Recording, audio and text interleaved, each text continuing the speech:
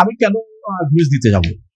আমার যদি দুর্বলতা থাকলে তাহলে তো আমি ঘুষ দিতে যাব, তাই না? কি আমার যদি দুর্বলতা না থাকে তাহলে আমি কেন দিতে যাব? দুর্বলতা যদি থাকে তাতে সমস্যা নেই। হ্যাঁ, কারো দুর্বলতা আছে, এনবিআর এর কাজ হলো তাকে সেই দুর্বলতার পয়েন্ট আউট করে সেগুলো থেকে তাকে যদি জেলে নেওয়া হয় তো জেলে, যদি জরিমানা করা হয় জরিমানা, যেটা নিয়মে আছে। কিন্তু সে যখন ঘুষ চায়, এই ঘুষ চাওয়া বা বিভিন্ন হয়রানিমূলক কর্মকাণ্ড থেকে পরিত্রাণের উপায় কি হতে পারে? তা পরিত্রাণের উপায় যেটা হচ্ছে সেটা হচ্ছে যে আপনার সঠিক রিটার্ন, আপনার যেটা ইনকাম আছে, আপনার যেটা অ্যাসেট আছে, এটা আপনার হলো সঠিকভাবে প্রদর্শন করুন।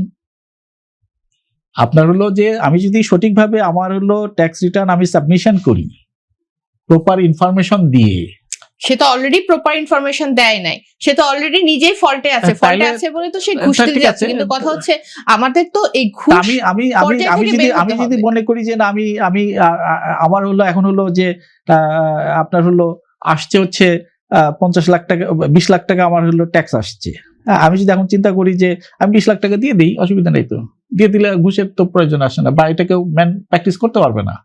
কারণ আমি যদি মনে করি যে এই জায়গাটাতে আমি একটু মানে কম দিব বা ম্যাটার গুলো আসবে, তো তখন তো বোথ ফরম্যাটিং আসে।